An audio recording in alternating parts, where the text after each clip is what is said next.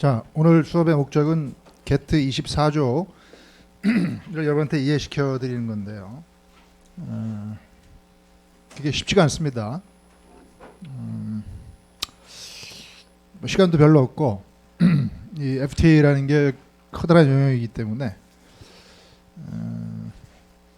어디까지 그 설명을 해야 여러분이 다 이해할 수 있는지 좀 쉽지가 않은데 그래도 24조 라는 그 법률적인 그 요건, FTA가 적법하게 W2 체제에 이렇게 들어와 있는 그 요건은 이해를 하면 여러분이 좀 FTA를 이해할 수 있는 준비는 된 거기 때문에 24조를 이해시켜 주는 게 제 목적이라고 그랬어요.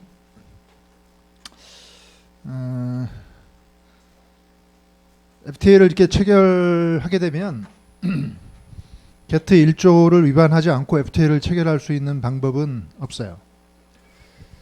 FTA라는 게 WTO 회원국 중에서 일부 국가들 간에 또는 WTO 회원국이 아닌 나라들까지도 포함해서 좀 더 급진적인 교역 자유화를 추구하는 거기 때문에 거기에 포함되지 않은 WTO 회원국들은 포함되어 있는 나라와의 관계에 있어서 차별을 당할 수밖에 없기 때문에 MFN 원칙이라는 그 게트 1조가 위반이 될 수밖에 없어요. 그래서 MFN을 위반하지 않고 FTA를 체결하는 방법은 없다고 그랬어요. 그게 그 의미인데, 물론 오픈 리저널리즘이라고 해서 오픈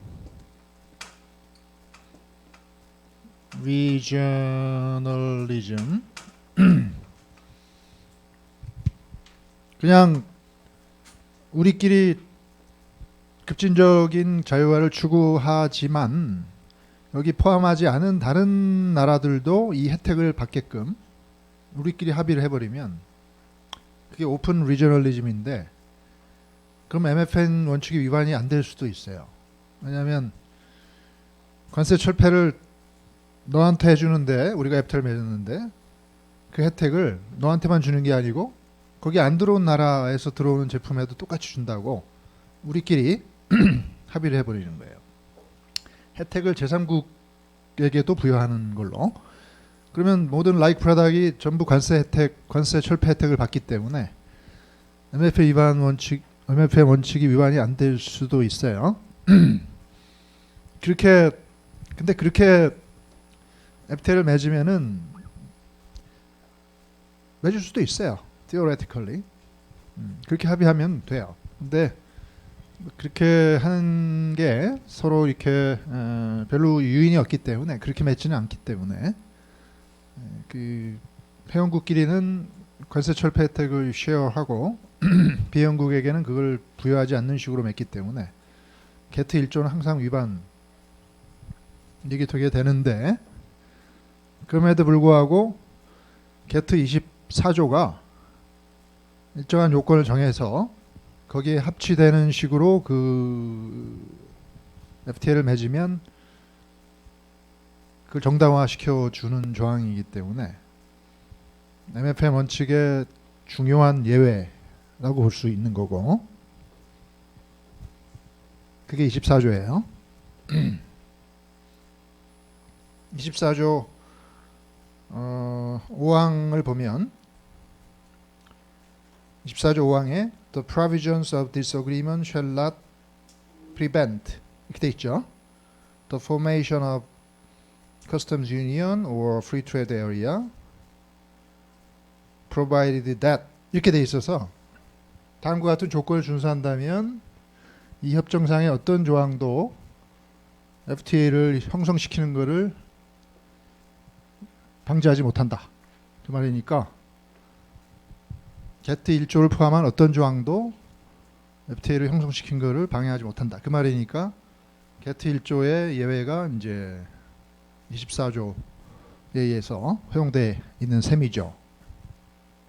그래서 이 요건에 합치되는 식으로 FTA를 맺게 되면 그렇게 차별적인 체제를 구축하는 게 justify 되는 거고, 이 요건에 합치되지 않는 식으로 맺게 되면은 그건 그냥 게트 1조 위반으로 끝나기 때문에 24조가 정당화시킬 수 없기 때문에 provided that 그 이하의 요건에 안 맞죠. 그러니까 그 nothing in this agreement shall prevent 그 말이 적용이 안 되죠. 그러니까 그냥 게트 1조 위반으로 끝나는 거예요. 위반해요. 불법적인 거예요. 그렇게 맺으면 안 되는 거예요. 그래서 FTA를 맺는 게 중요한 게 아니고 합법적으로 맺는 FTA하고 합법적이지 않은 FTA가 구분이 된다는 거고, 그런 의미에서 24조가 중요한데, 물론 이제 현실은 너무나 많은 FTA들이 맺어지고 있고 그 모든 것이 그렇게 이 요건을 다 충족한다고 사실 볼 수 없는 상황이고, 불법적인 FTA가 많이 있고, 그래도 뭐 그거를 뭐 어떤 나라가 이렇게 위반이다 그러면서 제소를 본격적으로는 하고 있지 않기 때문에, 왜냐하면 자기가 그걸 제소하게 되면 또 그 나라가 또 자기를 또 제소하게 돼요. 왜냐하면 서로 많이 맺고 있기 때문에, 일부 FTA는 또 불법적인 게 있을 수 있기 때문에, 그래서 부메랑이 될 수 있기 때문에 서로 그 WTO 제소를 자제하고 있는 상황이기 때문에 그런 합법성에 관한 그 분쟁이나 이런 게 거의 없어요. 하지만 그거는 정치적인 political mutual restraint의 결과지 그게 합법적이기 때문에 그런 건 아니다는 거죠. 그래서 통상법을 배우는 측면에서는 그 뭐가 합법적인 FTA인지 불법적인 FTA인지 그거는 분명히 알고 넘어갈 필요는 있어요.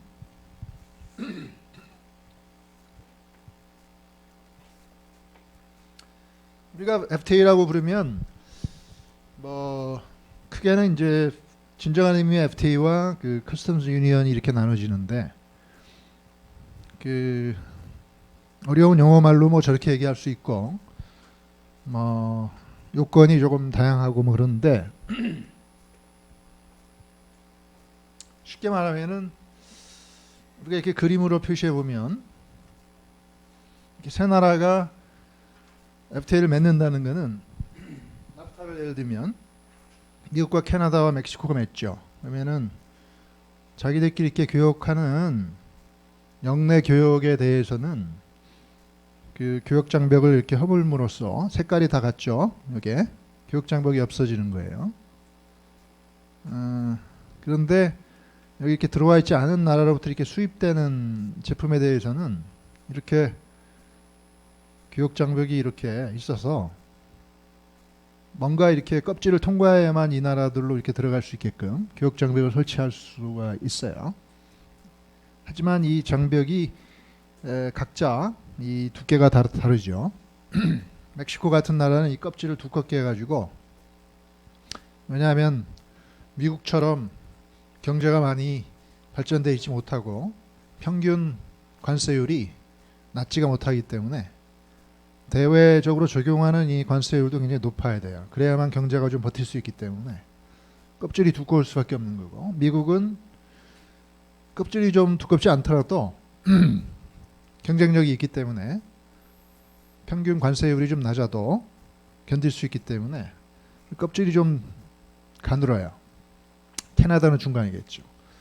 각각의 그 경제 발전도에 따라서 그 역외로부터 들어오는 제품에 대한 그 보호 장벽을 두껍게도 할 수 있고 얇게도 할 수 있고, 그렇게 하도록 허용하는 것이 이제 프리 트레이드 에어리어예요. 그래서 경제 발전 수준이 좀 차이가 나는 나라끼리 경제 통합을 할 때는 이 FTA 형태로 맺는 게 정답이에요. 멕시코가 미국처럼 관세를 낮출 수가 없죠. 그래서 이 커스텀스 유니언은 관세를 낮춰야 돼요. 왜냐하면 EU가 대표적인 예지만 우리가 뭐 20개 EU 회원국을 다 그림으로 그리면 이제 복잡해지니까 세 나라만 있다고 치고, 저머니나 프랑스나 UK가 자기들끼리 관세 장벽을 더 허물었을 뿐만 아니고 역외 국가에 적용하는 그 껍질도 똑같이 이렇게 맞추는 거예요. 맞춰야 돼요. common external tariff을 유지해야 돼요. 공통 대외 관세를 유지해야 돼요. 그게 요건이에요. 커스텀스 유니언은. 그래서 껍질을 이렇게 균일화시켜야 되기 때문에 만약에 경제 발전 단계가 차이가 나는 나라끼리 경제 통합을 할 때 커스텀스 유니언 형태로 하게 되면은 많이 발전한 나라는 뭐 크게 문제는 없어요. 왜냐하면 이미 껍질이 얇기 때문에. 근데 저개발 국가는 그만큼 껍질 두꺼웠던 거를 얇게 만들어야 되기 때문에 관세율을 낮춰야 되죠. 평균 관세율을. 그럼 국내 산업에 부담이 가잖아요. 그래서 득보다 실이 많을 수 있기 때문에 커스텀스 유니언 형태로 만들기가 힘들어요. 그렇기 때문에 나프타는 FTA 형태로 돼 있는 거고 EU는 커스텀스 유니언 형태로 돼 있는 거예요. 유러피안 지역의 여러 나라들은 경제 발전 단계가 비슷하죠. 물론 최근에 들어간 나라는 조금 차이가 나긴 합니다만은 굉장히 비슷비슷한 또이또이한 나라들이죠. 그래서 either way 어떤 식으로든 갈 수는 있는데 요건은 자기들끼리는 관세 장벽을 철폐하고 거기 가입하지 않은 나라에 대해서는 FTA 경우에는 각자 다른 교역 장벽을 유지할 수가 있는 거고 커스텀스 유니언은 공통 대외 관세를 형성시켜야 되기 때문에 에버리징이 필요해요. 그래서 하지만 커스텀스 유니언을 만들면 만들긴 힘들죠. 공통 대외 관세를 만들어야 되니까. 하지만 굉장히 파워풀해요. 왜냐하면 대외 관세가 같다는 것은 제3국에 대해서 이렇게 공동 대처를 할 수가 있거든요. 커먼 보이스를 형성시킬 수 있기 때문에 제3국에 대한 그 뭐라 그럴까요? 경제 블록의 어떤 그 파워가 굉장히 세집니다. 공통 포지션을 취하기 쉬워요. 공동 대처를 하기 쉬워요. 그러니까 그 경제 블록 자체가 굉장히 강력해져요. 프리 트레이드 에어리어는 제각각인데 그래서 만들긴 힘든데 만들어 놓으면 상당히 강력한 이코노믹 블록이 되기 때문에 뭐 여러 가지 그 레버리지가 높아집니다. 그래서 쉽게 만들어서 그냥 그럭저럭 살래? 아니면은 왼쪽 어렵게 만들어서 세게 세게 한번 국제 무대에서 한번 해볼래? 그 차이인데 그림으로 보면 이렇게 간단해요. 근데 랭귀지로 그걸 표현한 게 24조 그렇게 복잡한 말들이에요. 24조 5항을 보면 8항부터 볼까요? 24조 8항을 보면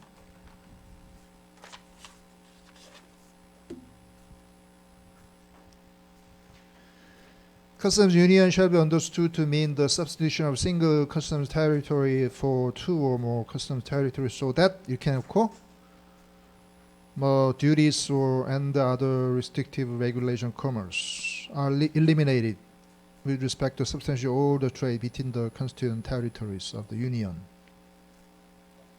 그돼 있죠. 그래서 자기들끼리는 실질적으로 모든 교역에 대한 그 관세 및 그 교역 제한 조치들을 철폐해라. 응?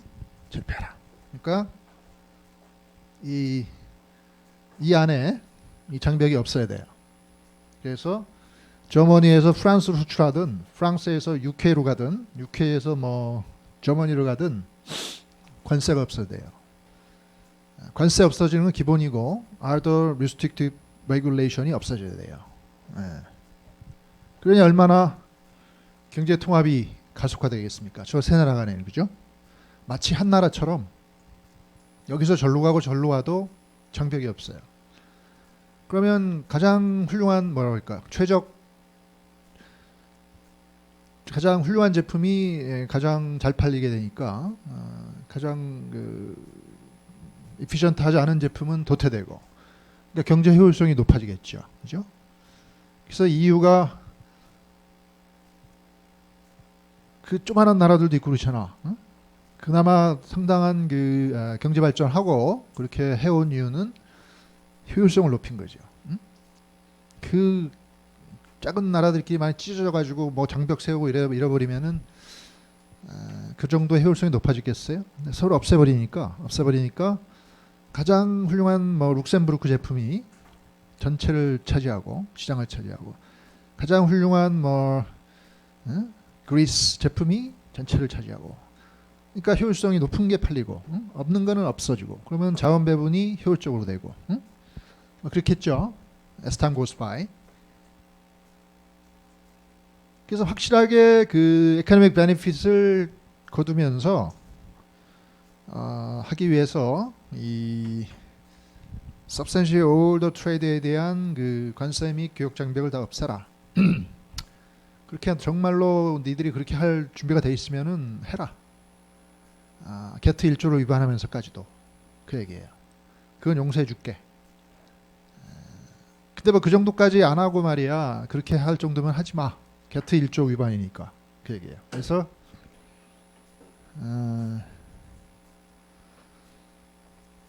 물론 모든 걸 다 없애면은 안 되겠죠.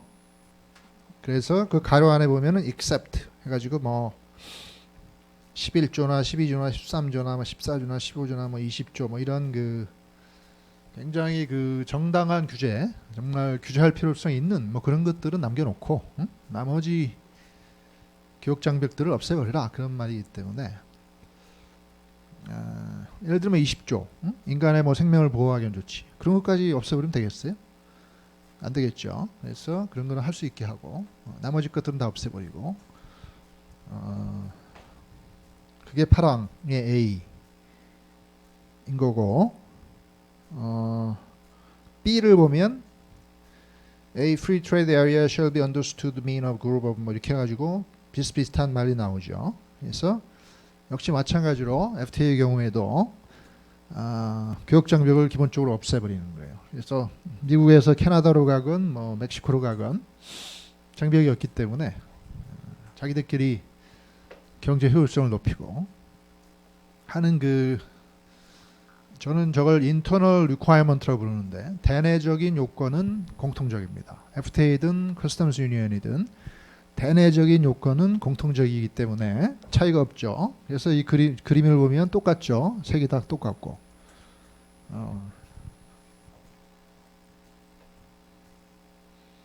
그게 파랑이에요. 근데 이제 5항을 보면 이게 4항과도 연결이 되는데 이 4항을 보면 뭐 purpose of customs union or free trade area should be to facilitate trade between the constituent territories and not to raise barriers to trade of other contracting parties with such territories. 이렇게 돼 있죠. 목적이라는 게 지들끼리 교역을 활성화시키는 거지 제3국에 대해서 뭐 교역을 장벽을 올리려고 하는 건 아니다. 목적은 뭉치는 너희끼리 교역자회로 해서 그 이익을 보려고 하는 거지 제3국에 대해서 교역 장벽을 올리려고 이걸 허용하는 게 아니다. 이런 FTA, MFN 위반을 허용하는 게 아니다. 그렇게 얘기해 놓고 그러면 그게 도대체 무슨 말일까 어떤 요건일까 하는 게 좀 애매하니까 그 다음 항에 accordingly 그러면서 그거를 좀 자세하게 그 요건을 얘기하면서 provided that 이렇게 나와서 거기에 A, B, C 요건이 나오죠. 또 무슨 요건이 필요하냐면은 A 커스텀스 유니언의 경우에는 뭐 duties and other regulations of commerce shall not on the whole be higher or more restrictive than the general incidence of duties and regulation of commerce prior to the formation. 그래서 그런 커스텀스 유니언을 형성시키기 전과 비교해서 그걸 형성시키면서 창출하는 그 관세나 다른 장벽이 on the whole 평균적으로 높아지는 식으로 형성시키면 안 된다 그 말이죠. 높아지는 식으로 형성시키면 안 된다. 그러니까 옛날하고 같으면은 괜찮아요. 높아지는 게 아니니까. 그런데 낮아져도 되죠. 옛날보다 낮아져도 되죠. 근데 높아지면서 그거를 커스텀스 유니언 만든답시고 니들끼리 뭐 협약을 맺으면 안 된다 그 말이니까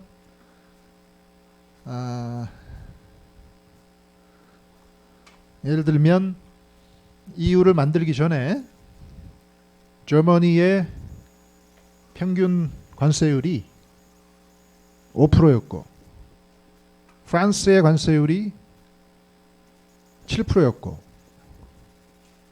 UK의 관세율이 3%였다. 특정한 품목에 대해서 품목 A에 대해서. 근데 물론 저머니나 프랑스나 UK의 그 품목에 대한 교역 비중이나 이런 게 좀 다르겠죠. 어떤 나라는 많이 수입하기도 하고 뭐 좋게. 근데 그게 좀 그렇게 되면 좀 복잡하니까 웨이티드 에버리지를 따져야 되니까 좀 복잡하니까 그냥 가정상 그 품목에 대해서 그 교역량은 똑같다고 칩시다. 세 나라가. 근데 관세율은 저렇게 다를 수가 있는데 그래 놓고 EU를 만들어요. 커스텀스 유니 형태를 만들어요. 만들어 놓고 그 A라는 품목에 대해서 적용하는 대외 관세율을 저렇게 껍질을 똑같이 해야 되니까 공통 대외 관세를 뭔가를 만들겠죠. 세 나라가. 뭔가 공통 대외 관세를 만들 거예요. 그 품목에 대해서. 그래서 그 품목에 대한 그 관세율이 공통 관세율이 몇 프로 이상이면 안 된다는 거예요?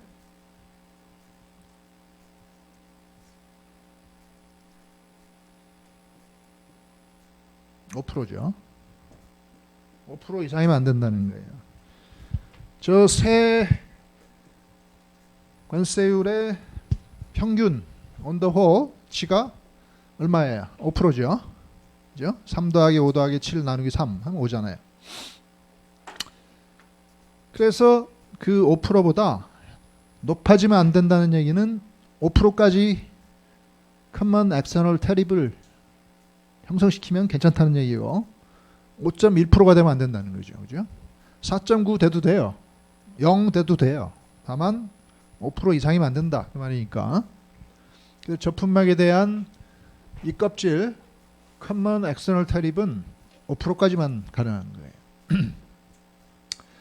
품목이 다르면 물론 관세율이 다 다르기 때문에 세 나라가 뭐 다른 걸 갖고 있겠죠. 그러면 다시 온더홀 해가지고 또 그 다른 품목에 대한 평균 커먼 엑스터널 테리블은 몇 프로 이상이면 또 안 되고 그런 식으로 EU가 그 각 품목에 대한 대외 관세를 딱딱 만드는 식으로 그렇게 뭉치면은 합법적이라는 얘기고 그보다 높게 어떤 품목이든지 높게 해가지고 하면 불법이라는 얘기고 그 얘기를 좀 이렇게 어려운 말로 써놓은 거예요. 여러분 이해하기가 좀 쉽지는 않은데 사실 알고 보면 쉬운 얘기죠. 이거 이해 못하는 사람이 있겠어요? General Incidence 뭐 이렇게 해가지고 이렇게 막 써놨는데 그 말이고 B에 보면은 with respect to free trade area, free trade area에 대해서도 not be higher or more restrictive than the corresponding duties and other regulation of commerce prior to formation of FTA. 뭐 이렇게 돼 있어서 비슷한 얘기예요.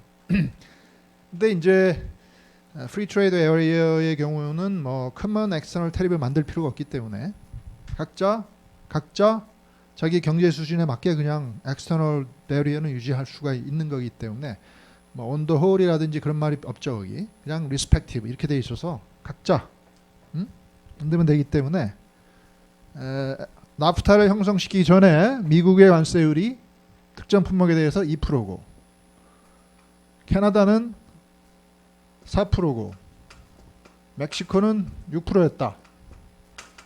나프타를 형성시켰어요. 그러면 그 다음에 그 품목에 대해서 세 나라가 관세율을 어디까지 할 수 있어요?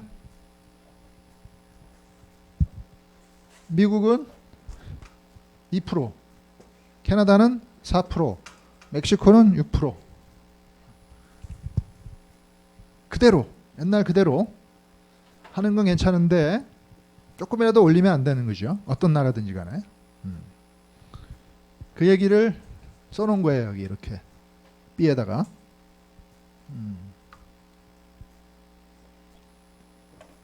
이게 가장 심플한 방법은 옛날 유지했던 거 그냥 유지하면 되죠. 자기 나라 거. 그래서 저렇게 각자 그냥 유지하면 돼요. 자기 거.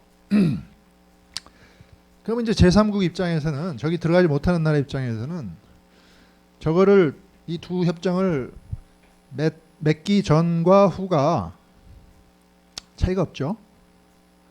이 커스텀스 유니언의 경우도 어차피 세 나라의 평균치를 유지시키는 거고 이거의 경우에도 각자 지들이 했던 거 그대로 하는 건데 제3자 입장에서 뭐 트레이드 베어리어가 더 레이스 됐다고 볼 수 없겠죠. 그래서 사항의 취재도 맞아요. 그래서 그런 얘기를 이제 랭귀지로 써놓은 게 그 조항이고 물론 따지고 보면은 어쨌든 제3국 입장에서는 차별당하는 건 차별당하는 거죠. 그죠? 옛날보다 높아지지 않았다고 그래도 지들끼리는 교역자유로 하면서 나한테는 교역자유 혜택이 없으니까 그죠? 저 시장에 내가 옛날부터 수출하고 있었단 말이야. 그지? 근데 지들끼리는 자유화를 하니까 나하고 경쟁 국가인 멕시코나 뭐 캐나다나 아니면 이쪽은 저머니나 프랑스나 이런 나라 제품은 그 시장에서 무관세로 팔리는 거고 나는 옛날 관세를 그대로 두드려 맞게 되니까 내 입장에서는 불리하겠죠. 그죠? 그래서 어차피 차별은 당해요. MFN 위반은 발생해요. 게트 1조 위반은 발생해요. 그죠? 그러니까 따지고 보면은 내 입장에서는 교역 장벽이 사실은 높아지는 거예요. 그죠? 옛날보다는. 그죠? 근데 뭐 그런 것까지 하지 마라 이렇게 되면은 그 MFN 위반하지 마라 이 말이잖아요. 그럼 아예 FTA를 맺지 마라 이 말이기 때문에 이 24조에 있는 4항이나 5항을 그렇게까지 해석할 수는 없어요. 저거는 허용을 하고, 그죠? 경제통합은 허용을 하고, 다만 제3국에 대한 직접적인 영향, 그런 거를 레이스하지 말아라, 뭐 하이어 이런 말이기 때문에 수량적으로 그런 말이기 때문에 옛날에 유지했던 거를 그대로 유지하면 그거는 레이스하는 것도 아니고 하이어하는 것도 아니기 때문에 괜찮다 그런 말이기 때문에 그 어떤 실질적인 효과까지 레이스하지 말아라 그렇게까지는 해석될 수는 없기 때문에 지금 얘기하는 그 조건만 맞추면은 합법적인 FTA가 된다는 거고 실제로 5항의 그 랭귀지도 그렇게 해석을 해야 되겠죠. 그렇게 써 있으니까. accordingly 그래가지고 사항을 또 해석하는 식으로 돼 있고 그래서 정리하자면은 5항은 external requirement예요. 어떤 경제통합을 할 때 대외적으로 충족해야 되는 그 요건 옛날 장벽보다 더 높여서는 안 된다 그 말. 그것도 충족해야 되고 8항은 internal requirement 뭉치는 나라들끼리는 확실하게 일부 필요한 그 규제만 빼고 전부 substantially all the trade에 대해서 그거를 전부 eliminate 해가지고 efficiency를 확 올리고 그 두 조건을 충족을 해야만 합법적인 FTA인 거고 충족이 안 되면은 5항에서 말하는 Nothing in this agreement shall prevent the formation of FTA, CU, provided that 그 말에 해당이 안 되기 때문에 provided that 그 이하에 있는 조건을 충족하지 못하는 거기 때문에 MFN을 포함한 여러 그 게트상의 그 조항의 위반을 정당화시킬 수가 없기 때문에 불법적인 FTA로 남게 되는 거죠.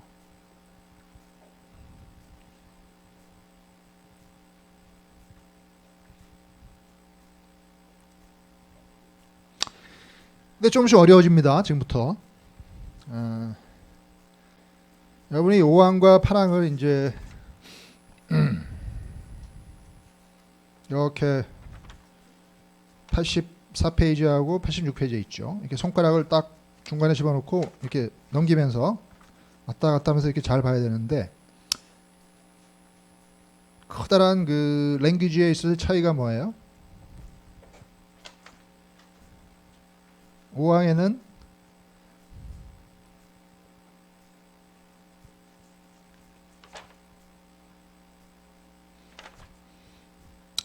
interim agreement leading to the formation 뭐 그런 말들이 나오고, 그래서 interim agreement라는 말까지 포함이 돼 있는데 8항에는 interim agreement라는 말이 없고, 그죠? 그냥 customs union A, B, free trade area B 이렇게 돼 있어서 interim agreement라는 말이 포함이 안 돼 있죠. 5항에는 interim agreement라는 게 포함이 돼 있고 8항에는 그게 포함이 안 돼 있고, 그 얘기를 지금 어려워집니다. 법률적으로 얘기하면은 5항의 조건은 완벽한 형태의 커스텀스 유니언이나 그 프리 트레이드 에리어뿐만 아니고 그걸로 가고 있는 도중에 있는 그 중간 단계에 있는 협정까지도 5항의 요건은 무조건 준수해야 된다는 얘기고, 왜냐면 그 5항의 랭귀지 자체가 인터림 어그리먼트까지 포함해서 그 요건을 부과하고 있기 때문이죠. 8항은 full-fledged 된 커스텀스 유니언이나 FTA에 대해서는 그걸 요구하고 있지만 인터림 어그리먼트에 대해서는 요구하지 않는 거죠. 왜냐하면 인터림 어그리먼트란 말이 거기 빠져 있기 때문에, 그죠? 8항은 full-fledged 된 협정만 준수하면 되고 인터림 단계에 있는 협정은 준수하지 않아도 적법한 형태의 경제통합이 된다는 얘기니까 external requirement는 무조건 다 충족을 해야 되는 거고 internal requirement는 완벽한 형태로 완성된 협정만 준수하면 되고, 중간 단계에 있는 협정은 internal requirement를 준수하지 않아도 된다는 말이니까,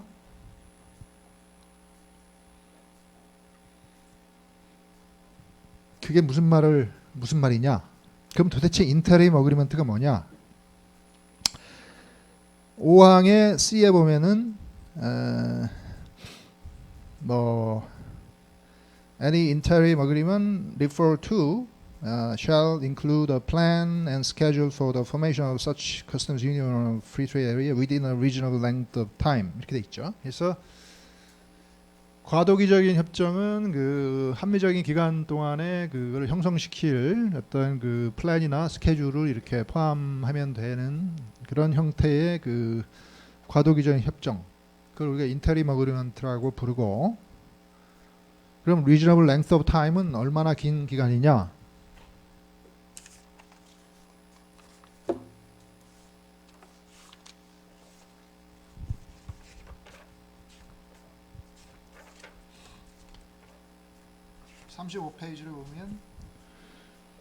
(35페이지를 보면) understanding on the interpretation of article 24 of GATT 이렇게 돼 있죠. 그래서 그 24조를 해석하는 그 understanding이 우루과이 라운드 결과 탄생을 했는데, 그 understanding에 의하면은 그 3항에 보면 35페이지죠. 3항에 보면 reasonable length of time referred to in paragraph 5C of article 24 should exceed 10 years only in exceptional cases 이렇게 돼 있어서 인터림 어그리먼트의 그 기간은, 형성 기간인 합리적인 기간은 통상적으로 10년이고 10년을 경과하면서 인터림이 계속되는 경우는 아주 예외적인 경우만 허용이 되기 때문에 일반적으로는 10년이라는 거예요. 그래서 다시 말하면은 FTA나 커스텀 유니언을 형성할 때 인터널 리ኳ이먼트는 바로 충족 안 해도 돼요. 인테림 어그리먼트 형태로 맺으면 8항이 인테림 어그리먼트까지 그걸 충족하도록 요구하지 않기 때문에 10년 동안은 인테림 기간을 유지할 수 있고, 세 나라 간에 substantially older trade에 대한 철폐 의무는 10년 동안 서서히 진행할 수 있다는 거예요. 바로 충족시킬 필요 없고 서서히 해서 10년이 딱 되면서 full-fledged 된 형태의 뭐 customs union이나 FTA를 이제 완성시키겠죠. 그러면 돼요. 전부 관세를 그때는 철폐해야 돼요. 10년이 지났는데도 안 철폐한다. 그러면은 파랑 위반이죠, 그죠? 그건 full-fledged FTA이고 customs union 더 이상 인테림이 아니니까 파랑이 적용될 거 아니에요. 그래서 거꾸로 얘기하면 10년 동안은 자기들끼리 철폐를 미룰 수 있기 때문에 처음부터 화끈하게 자 우리 다 옷 벗자 뭐 그렇게 해가지고 뭐 efficiency 이렇게 하면은 아무리 마음에 맞는 나라라도 힘들잖아요, 그죠? 서로 위협적이고 뭐 그럴 수 있잖아요. 그러니까 10년 동안에 서서히 관세를 철폐해서 국내 산업의 충격을 좀 완화할 수 있도록 하는 식으로 인테림 어그리먼트 형태로 만들 수 있도록 그 파랑의 요건을 인테림 어그리먼트에는 적용 안 되도록 규정한 거예요. 그 말이. 굉장히 그 말 하나 빠진 거 가지고 제가 이제 해석을 해서 여러분이 이해를 했는데 그게 그 말이에요. 5항에는 그게 들어가 있고 8항에는 빠진 그 의미가 지금 얘기한 그거예요. 여러분이 이해를 했죠? 다들 이해를 해야 돼요. 근데 5항은 external requirement라는 거는 거기에 참여하지 못한 제3국 입장이니까 그죠? 그 가뜩이나 자기가 말이야 MFN 위반 때문에 열받는데 그죠? 자기가 시장을 그만큼 잃는 거 아니에요, 그죠? 자기는 못 들어가고 지들끼리 해가지고 다 합나는 거는 지들끼리만 무관세로 판다는 거니까 내가 거기 전통적으로 수출 안 했으면 모르겠는데 해왔는데 그럼 나는 차별당하는 거 아니에요. 가뜩이나 열받잖아요. 그런데 인테림이라고 그러면서 뭐 5항까지 적용을 안 시키게 되면 관세를 올려 오히려 관세를 올려 옛날보다. 그러면 제3국 입장에서 얼마나 더 열받겠어요. 뭐 그런 식으로까지 FTA를 맺는 걸 허용해야 되겠어요? 그건 좀 아니잖아요, 그죠? 그래서 5항은 인테림 어그리먼트까지 적용이 돼서 뭐 인테림이든 말든 상관없이 하여튼 네가 뭘 한다 FTA를 한다 커스텀 유니언을 한다 그러면은 제3국에 대한 관세는 올리면 안 돼요. 옛날처럼 유지하는 건 괜찮은데 올리면 안 된단 말이야. 그건 기본적인 거죠, 그죠? 제3국에 대한 예의죠. 예의잖아, 그지? 그래서 무조건적으로 요구된다는 거예요. 5항의 요건은. 그게 또 4항의 정신이고 그게 5항의 인테림 어그리먼트라는 말이 거기 들어가 있는 거의 해석이란 말이고 그러면은 우리가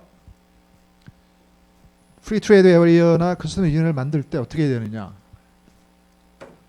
답은 다 나왔죠.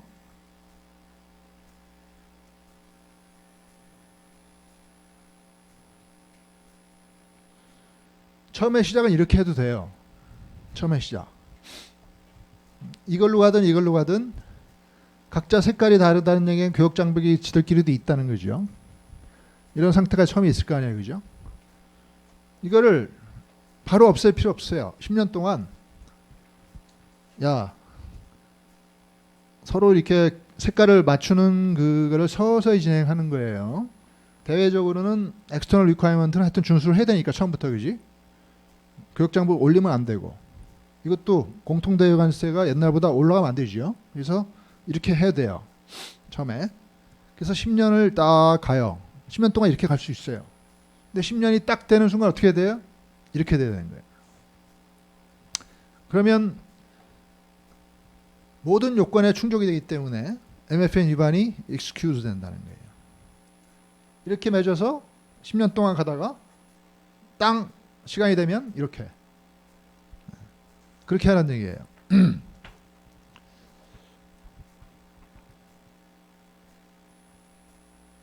그게 24조의 해석이고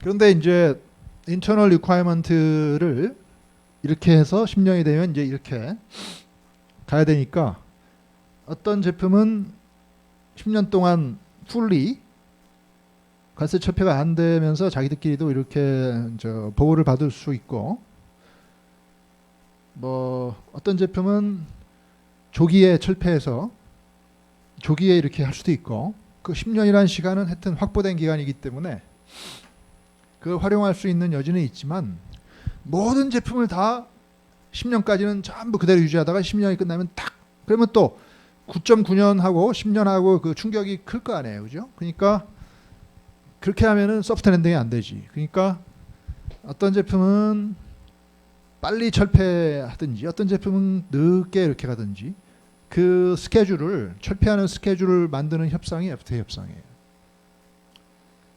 그러기 위해서는 대내적으로 관련 인더스트리의 의견도 들어봐야 되고, 그러면 인더스트리는 당연히 뭐라고 그러겠어요? 야, 10년 동안 나 보호해줘. 나 10년 동안 전혀 철폐하지 마. 응? 완전히 10년 동안 이렇게 가. 그리고 나서 10년이 딱 되는 순간 이렇게 가도 돼. 하여튼 10년 동안 풀리 보호해줘. 다 그렇게 얘기하겠죠, 그죠? 그러면 우리나라가 스케줄을 그렇게 내겠죠. 미국한테 한미 FTA를 내면. 그럼 미국도 당연히 그렇게 내겠죠. 10년 동안 다 보호한 다음에 마지막에 철폐하는 걸로. 그러면 서로 간에 뭐 10년 동안 이피션스의 효과는 하나도 없는 거지. 그럼 서로 손해예요. 손해는 아니지만 서로 뭐 좀 답답한 FTA가 되는 거예요.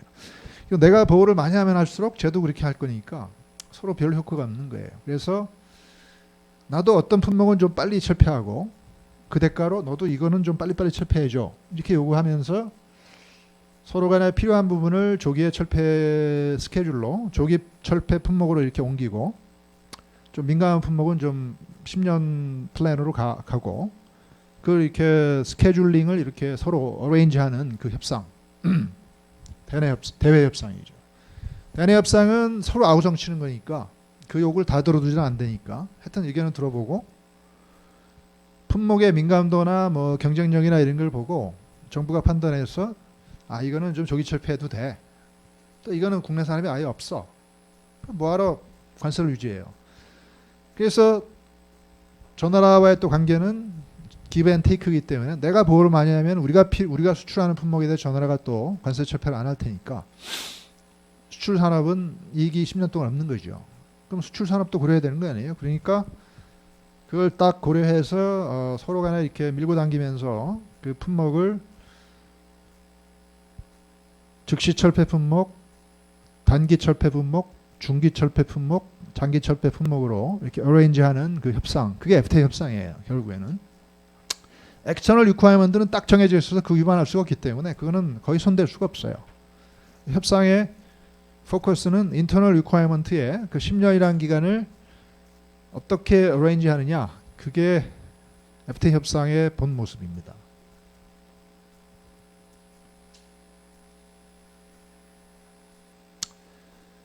그 몇 가지 뭐 제가 어려운 영어로 된 걸 여러분이 막 썼는데 그걸 여러분이 전부 이해할 필요 없어요. 그거는 거의 뭐 박사과정 수준의 그 페이퍼를 설명하는 걸 제가 그냥 풀리 여러분한테 던져놓은 거기 때문에 그거 뭐 이해 안 되는 걸 끙끙대면서 할 필요는 없는데 제가 설명하는 것만 이해하면 돼요. 그 인터널 리ኳ이어먼트를 이해할 때, 해석할 때, 인터널 리ኳ이어먼트를 해석할 때, 파랑을 해석할 때 substantially all the trade에 대해서 철폐해라. 그 말을, 그러면 all the trade가 아니잖아, 그지? substantially all이잖아요. all이 아니잖아요. all이면 100% 다 철폐하라는 얘기인데 substantially all이기 때문에 그럼 몇 %를 철폐하라는 얘기냐 이거예요. 10년이 딱 되는 순간 그러면 몇 %를 철폐해야지 internal requirement를 충족하느냐 이거예요.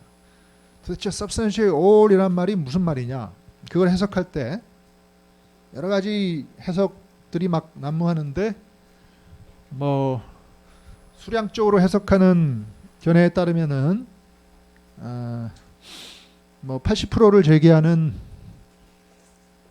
나라들이 상당히 있어요. 뭐 유럽 쪽의 나라들은 대개 80% 정도, 100% 정도의 그 트레이드 아이템들을 있다고 보면 품목이 뭐 100개 있다. 그러면 그 중에서 80개에 대해서 10년 동안 관세를 철폐하는 걸로 우리끼리 합의를 하면 그건 인터널 리ኳ이어먼트를 충족한 걸로 그렇게 해석하는 견해가 있고, 미국류나 뭐 이렇게 조금 급진적인 좀 더 리버럴라이제이션을 추구하는 나라들은 80% 아니다, 90%다, 95%다 그런 얘기들이 있는데 대개 한 80% 내지 90% 정도를 이렇게 철폐하면은 그 조건을 충족하는 걸로 이렇게 봅니다.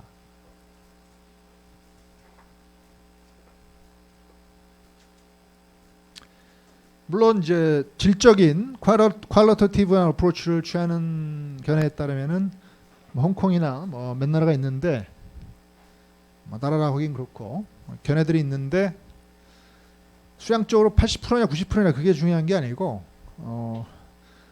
퀄리티를 봐야 된다. 트레이드의 퀄리티를 봐야 된다. 그래서 아무리 뭐 한 5%는 관세 철폐를 안 하더라도 그러면 철폐하는 비율은 95%죠.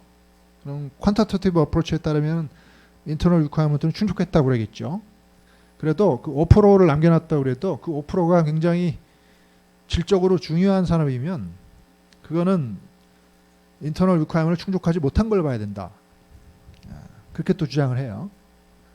그래서 지금은 트레이드 볼륨이 없는 산업이라도 앞으로 포텐셜이 있다든지 그러면 지금 트레이드 볼륨 기준으로 뭐 95%를 철폐했다는 게 무슨 의미가 있냐 이게. 그래서 퀄리티를 봐야 된다. 그런 얘기도 있고 또 어떤 농업이나 이런 거는 농업 같은 경우는 뭐 이렇게 트레이드 볼륨 와이즈 또는 그 트레이드 어마운트 와이즈 그 농산물은 그렇게 가격이 그렇게 부가가치가 높지가 않죠. 공산품은 가격이 비싼데. 그래서 어떤 액수를 보더라도 농산물의 교역 액수는 그렇게 크지가 않은데 어떤 전 섹터를 완전히 예외로 10년 철폐 예외로 설정한다든지 농산물 같은 경우 그러면 그 농산물의 비중이 뭐 품목 기준이든 액수 기준이든 하여튼 5%는 안 되더라고 하더라도 한 전 품목을 이렇게 완전히 예외시키는 거 그런 거는 퀄리티적인 측면에서 그거는 허용될 수 없기 때문에 그거는 인터널 리ኳ이어먼트 충족하지 못한 걸 봐야 된다든지 뭐 여러 가지 견해가 나오는데 여기에 대한 뭐 정답은 없어요.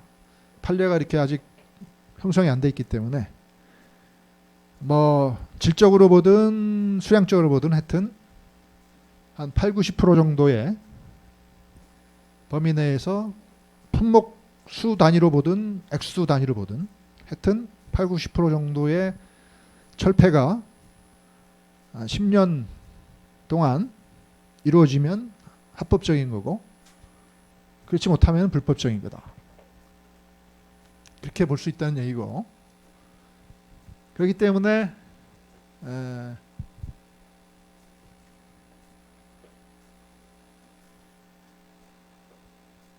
한 EU FTA의 그 상품 분야의 협상 그 결과를 한번 이렇게 표로 보면은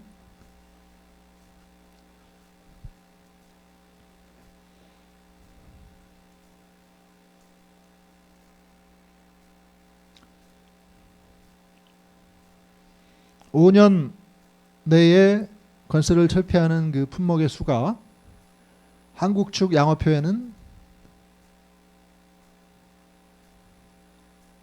뭐 97%다. 웨이트까지 따져서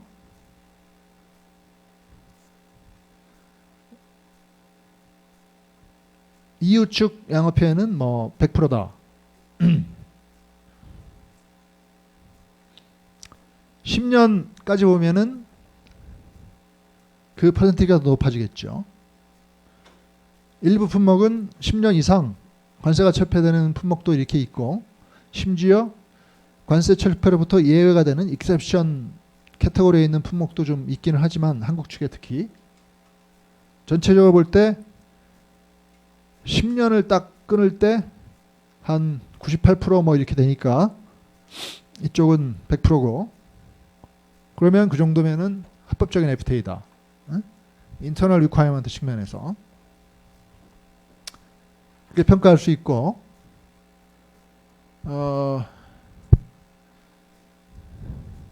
이게 제조업 분야입니다. 제조업. 농업 분야를 보면 뭐 한유 FTA와 한미 FTA를 이렇게 비교해 보면 두 개를 비교해 보면 한국 측 입장의 양어표, 한국 측 양어표만 보면 상대방은 거의 문제가 없어요. 미국이나 EU나. 우리나라가 항상 농업이 아킬레스건이기 때문에 상당히 문제가 있는데 한국제 양업회만 보는 거예요. 이거는 한쪽만. 그러면 한미 FTA, 한EU FTA 이렇게 보면 농업만 딱 떠놓고 보면 이렇게 6년부터 10년 해가지고 1년부터 5년 즉시 철폐해가지고 이렇게 딱 보면 여기 이상을 이렇게 보면 넘버 오브 아이템을 보면 10년 이내에 철폐되는 그 비중이 한 23% 우리나라가 불과하고 한미 FTA에서도 한 25% 정도에 불과하고 10년 이상 이렇게 철폐되는 그 품목의 비중들이 상당히 많이 여기 23%가 아니고죠.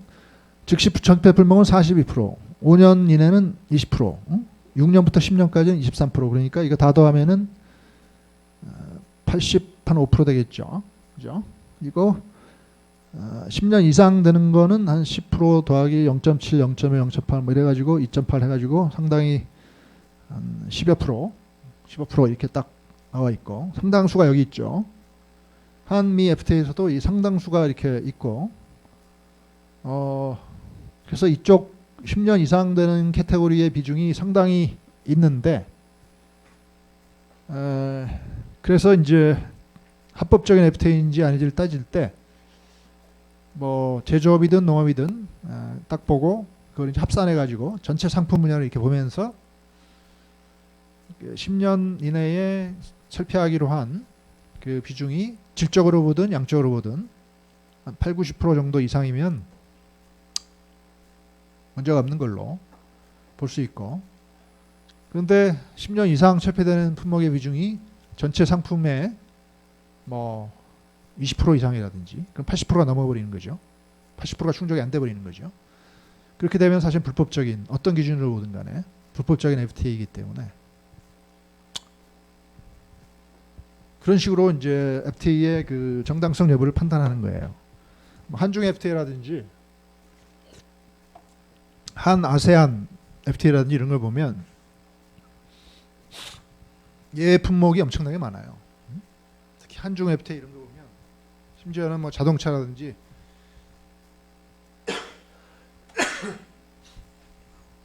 자동차 부품이라든지 우리의 주력 수출품이죠. 그런 것까지 예외로 돼 있어요. FTA 관세 철폐에서 예외로 돼 있어요. 왜냐하면 우리나라가 중국 측 민감 농산물들에 대한 그 고려 때문에 그 농산물이나 수산물 이런 것들을 그 우리의 관세 철폐 품목의 그 예외로 확 포함시켜 버리니까 중국도 열받아 가지고 그러면 한국이 중국으로 수출하는 주력 수출품들인 자동차나 자동차 부품 이런 거 자기들 관세 철폐 예외 품목으로 확 해버려 가지고 서로 민감한 것들은 다 빼버린 거예요. 그렇게 했기 때문에 어떻게 보면 좀 협상을 조금 밀고 당기면서 좀 더 오래 하면서 이렇게 해가지고 서로 그런 걸 줄여나가는 예외 품목을 줄여나가는 식으로 이렇게 쿠킹을 했어야 되는데 서로 이렇게 졸속으로 타결했다 그럴까? 네. 여러 가지 이유가 있었죠. 한중 관계 뭐 이런 걸 좀 북한 문제도 있고 해가지고 뭐 여러 가지 이제 좀 서로 좋은 게 좋은 거다 뭐 그런 얘기도 있고 서로 이렇게 중국 내에서 데모 같은 것도 생각하고 그러니까 농산물, 수산물 이런 거 우리가 자동차 부품이나 자동차 이런 거를 그 중국 측으로부터 이렇게 얻어내기 위해서 우리도 양보를 해야 되잖아요, 그죠? 기브앤테이킹. 그럼 농산물이나 수산물을 열어야 되잖아요. 그게 이제 농민들이 시끄럽고 뭐 그러니까 정부가 그러면 서로 다 빼버리지. 뭐 이래가지고 이제 좀 타협한 측면도 있고 그래서 관세율이 굉장히 저희 자유화율이 굉장히 떨어지는데 그런 것들은 굉장히 불법적인 FTA일 가능성이 많아요. 우리나라 체결한 많은 FTA도 각각의 FTA별로 그렇게 차이가 많이 나요. 그래서 아직 그런 게 챌린지 안 되고 있어서 그런데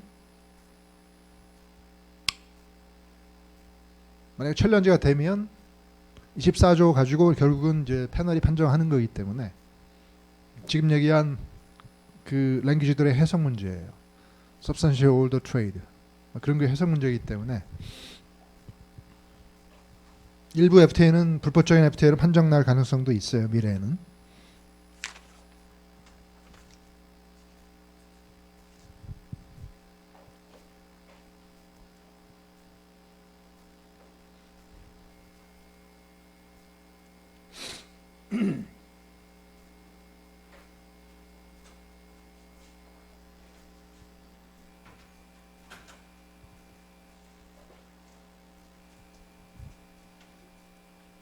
하도 각양각색으로 이렇게 FTA를 맺으니까 이 WTO라는 게 그런 그 게리맨더링을 하지 말자는 거 아니에요, 그죠? MFN 원칙이라는 게 서로 동등하게 대화하고 차별하지 말고, 그럼으로써 뭐 리카디안 모델을 실현시키고 뭐 이렇게 하는데 24조가 뭐 딱 있어서 뭐 몇 가지 조건을 제시하고 거기에 맞추면은 뭐 MFN 위반을 허용하는데 그러지만 않는다. 뭐 이렇게 하는데 그 24조를 상당히 루스하게 서로 이렇게 어플라이하면서 뭐 이런 FTA 저런 FTA 막 맺고 이렇게 되면은 MFN 원칙이 의미가 없어지잖아요. 그죠? 지금 뭐 모든 나라들이 다 FTA를 뭐 수십 개 맺고 있는데 더 이상 MFN이라는 게 무슨 의미가 있겠어요? 응? FTA를 맺은 나라와 교역하는 비중이 오히려 안 맺은 나라와 교역하는 비중보다 다 클 텐데 모든 나라들이, 그죠? 그래서 게트 1조라는 게 사실 무슨 의미가 있겠어요? 그러니까 그 더 이상 이렇게 돼서는 안 된다. 뭐 그런 좀 국제적인 공감대도 좀 있어요. 그래서 이렇게 트랜스페런시나 이런 걸 좀 높여야 된다. 뭐 그런 움직임도 있고 그래서 이렇게 디시전도 맺고 막 그래서 게트 뭐 저기 WTO 그 일반 이사회에서 제너럴 카운슬에서 디시전을 맺어서 뭐 협상을 하거나 아니면 타결되거나 그러면 각종 그 현황이나 타결된 현황이나 이런 거를 즉시 보고하게 하고 스케줄이나 뭐 이런 걸 포함한 풀 텍스트를 보고해서 모든 나라들이 이렇게 쉐어하면서 야 이건 좀 문제가 있잖아 왜 이런 식으로 FTA를 맺죠? 막 그러면서 막 코멘트도 할 수 있게끔 그런 메커니즘을 좀 만들고 있는데 저걸 가지고는 사실 부족하죠. 너야 떠든 걸 만들든 우리는 뭐 이렇게 맺겠다 그러면 어떻게 하겠어요. 그래서 그렇다고 해서 뭐 저거를 완벽하게 법률적인 통제를 하기에는 아직 좀 mutual restraint 상황이니까 어려우니까 일단은 저렇게라도 그 여러 가지 정보를 좀 제공해서 어떤 피어 프레셔나 이런 걸 좀 엑서사이즈 할 수 있게끔 하는 정도로 지금 가고 있습니다. 그래서 정리를 하자면은 FTA를 맺든 커스텀스 유니언을 맺든 인터널 리ኳ이먼트와 엑스터널 리ኳ이먼트를 이렇게 준수해야 되는데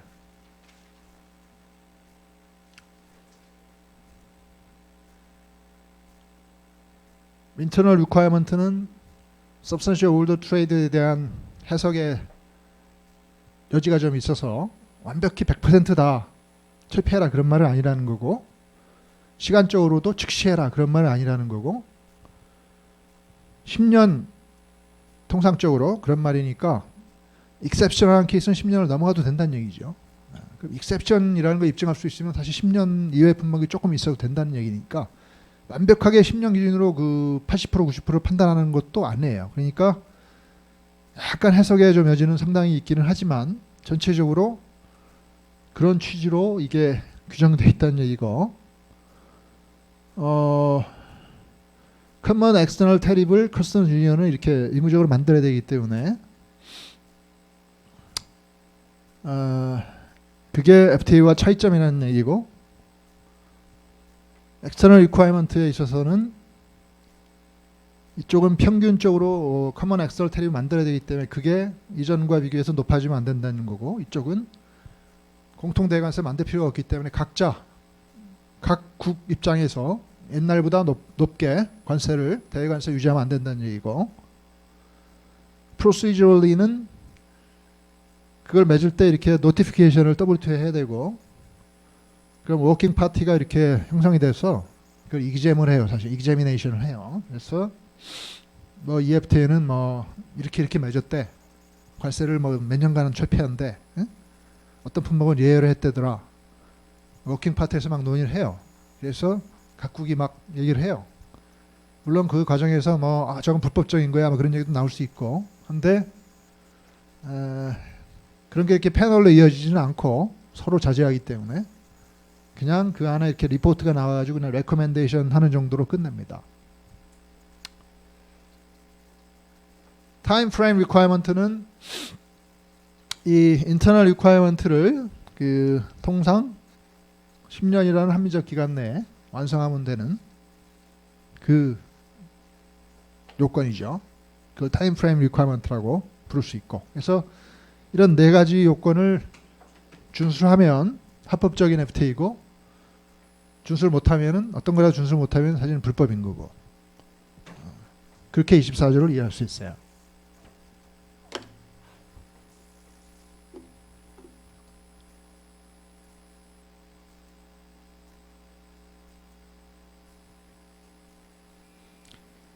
우리가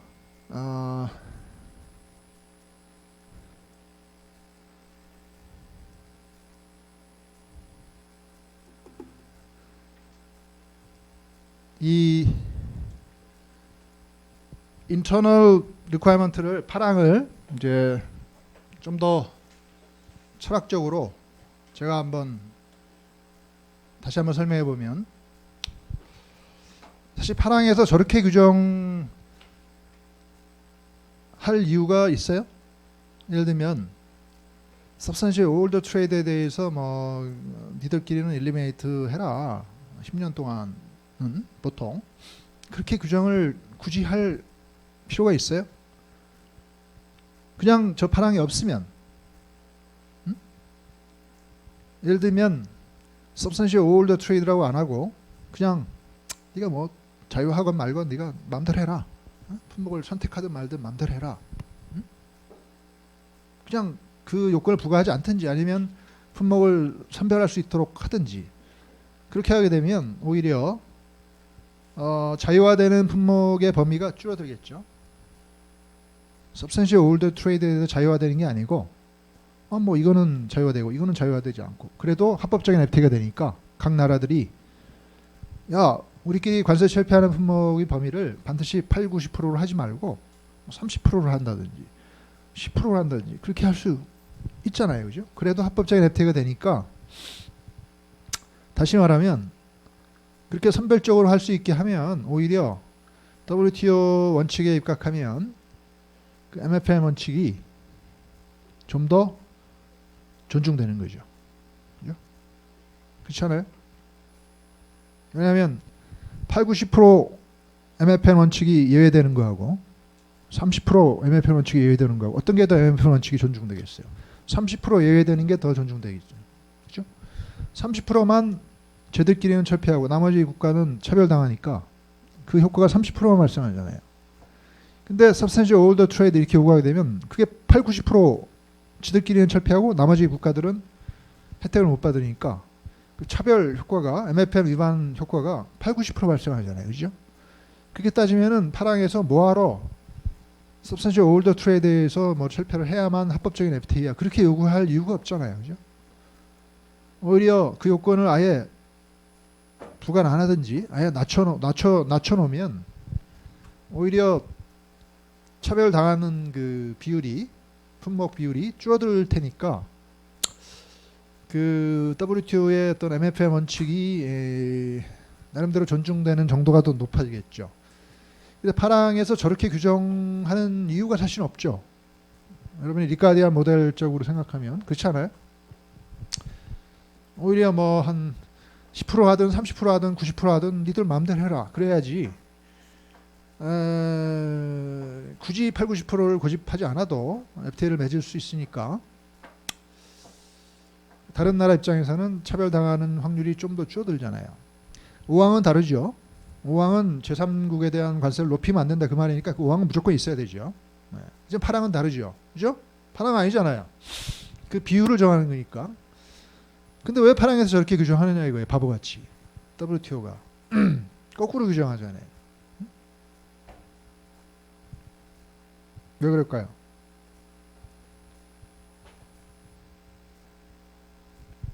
제가 무슨 질문을 하는지 이해를 했죠? 왜 그럴까요?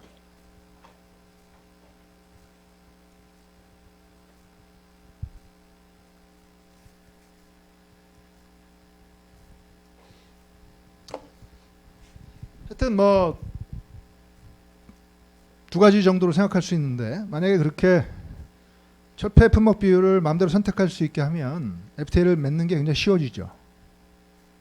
그러니까 오히려 FTA의 숫자가 더 늘어날 수 있어요. 그러면 MFN의 또 어떤 그 반대 개념인 FTA의 숫자가 더 늘어난다는 건 전체적으로 좀 W 체제, MFN 체제가 더 오히려 위태로울 수 있는 거죠. 그렇기 때문에 FTA의 숫자를 좀 줄이려는 측면이 있어요. 또 하나는 만약에 품목을 이렇게 선택적으로 FTA에 포함시킬 수가 있다고 한다면 오히려 그 관세 철폐에 포함되는 품목은 정치적으로 민감하지 않는 품목만 포함되게 되고, 정치적으로 민감한 품목들은 빼고 협정을 체결하게 되니까 어차피 정부는 정치적인 거 아니에요? 그러면 FTA를 맺는 나라끼리도 그 교역자유의 효과가 크게 발생하지 않아요. 왜? 민감한 품목을 자유화해야지 그 효과가 큰 거죠. 그렇지 않아요? 민감한 품목이라는 게 뭐예요? 국내 가격보다 국제 가격이 훨씬 싸다, 그 말이죠. 민감한 품목이라는 게. 그걸 수입을 해야지 효율성이 높아지는 거지. 응? 그렇지 않아요? 그런 걸 전부 제외하고 나머지 별로 가격 차이가 없는 거, 그런 것만 FTA 포함시켜놓으면 어차피 그건 큰 효율성, 자유화 해봐야 효율성 차이가 별로 안 나니까, 그런 식으로 해봐야 서로 니들끼리도 경제적인 효과 별로 차이가 안 나니까 품목을 그렇게 선별할 수 없도록 요건화해야만, 국내 산업이 막 난리쳐가지고 야 민감하니까 우리 빼줘, 너 안 빼면 정부가 아니야, 막 그렇게 협박하더라도 정부가 야 우리 빼주고 싶은데 저 협정이 그렇게 얘기하니까 내가 빼줄 수가 없어, 불법적인 거야. 응? 그러면서 야 다 포함시켜야 돼. 그러면서 집어넣을 수가 있어서 그 이피션시의 효과를 받을 수가 있기 때문에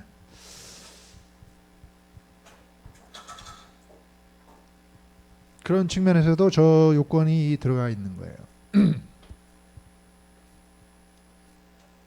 니들이 그 대원칙을, MFN 원칙을 정말 위반하면서까지 그렇게 뭉치려고 하면 이피션시라도 확실히 보면서 그걸 위반하면서 그걸 해야지, 그지? 별로 이피션시도 없으면서 그걸 하면 그 국제체제가 뭐가 되겠어요. 그러니까 정말로 화끈하게 할 준비가 돼 있으면 하고, 하지마 뭐 그런 의미도 있고,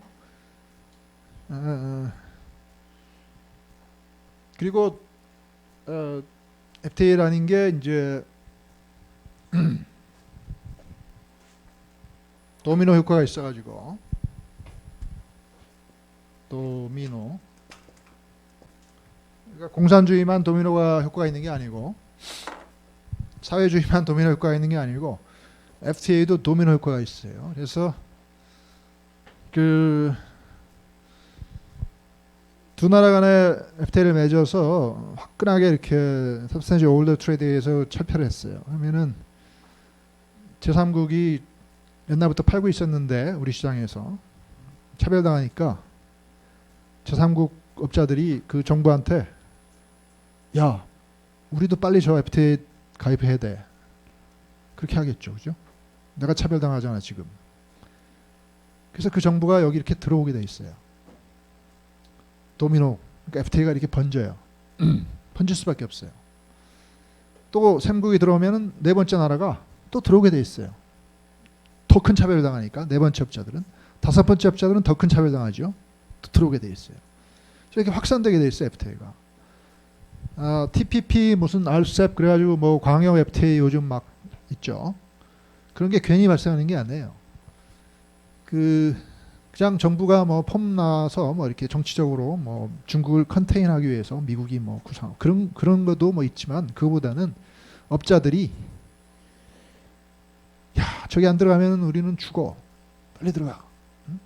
그럼 또 다른 나라 업자들은 더 큰 피해가 있기 때문에 서로 들어가고, 그래서 이제 확산시키기 때문에 도미노 효과가 발생을 하기 때문에 그게 이렇게 확산되면 어떻게 되겠어요? 나중에는 회원국수가 점점 늘어나면은 거의 WTO에서 자유화하는 것처럼 멀티래터럴로 가겠죠. 크게. 그러면 WTO 정신하고 뭐가 달라요? 오히려 일치하는 거죠. 그래서 FTA가 이렇게 정체해 있고 지들끼리 막 찢어져가지고 막 편단화되고 그러면은 좀 MFN하고 좀 서로 상반되지만 파랑 같은 게 있어서 substantial all the trade 해가지고 모든 걸 다 해가지고 탁 하면 다른 나라들이 도미노 효과 때문에 확 들어오려고 그러고 그럼 이게 확산되게 되겠죠. 그러면은 WTO 정신하고도 일치하기 때문에 파랑이 그렇게 규정하는 거예요. 리저널리즘과 멀티래터리즘이 반드시 이렇게 상반되는 게 아니고 같은 방향으로 가게 하기 위해서 좀 어려운 말까지 갔는데 아무튼 간에 24조를 다시 한번 집에서 지금 얘기한 조항들을 보고 그런 여러 가지 그 과거에 우리 조상들이 전 세계의 조상들이 협상을 하면서 그 조항을 그렇게 만들었던 그 이유라든지 이런 것도 생각하면서 이해를 하면 재밌을 겁니다. 다음 시간에 봅시다. 서비스에 관한 협정, General Agreement in Trade and Service, 개츠에 대한 이제 공부를 여러분이 미리 예습을 해와야 되죠. 지금부터.